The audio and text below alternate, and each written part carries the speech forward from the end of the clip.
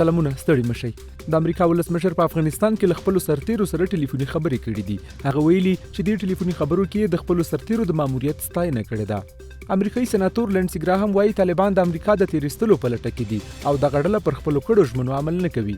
هغه د افغانستان په اړه د بایډن پالیسي ستایلې ده. هرات کې د جمهوریت او امنیتي ځواکونو په ملاتړ سوله ییز لاریون وشو. دغه ولایت سلګونه اوسیدونکي چې نن سهار د معارف په څلورلارې کې راټول شوي وو له امنیتي ځواکونو او جمهوریت څخه ملاتړ اعلان کړ. کاناډا ته د افغانستان د وچې میوې صادرات پیل شول. د کرنې او مالدارۍ وزارت وایي د لومړي ځل لپاره د $500,000 په ارزښت 14 ډوله وچه میوه د ځمکني ترانسپورت له لارې کاناډا ته ولېږله. د میدان وردګ ولایت د امنیه قومندان دنده وځنډول شو او څارنوالۍ ته معرفي شو. د کورنیو چارو وزارت وایي چې هغه په غیر قانوني توګه په مظاهره کوونکو د ډزو امر کړی دی.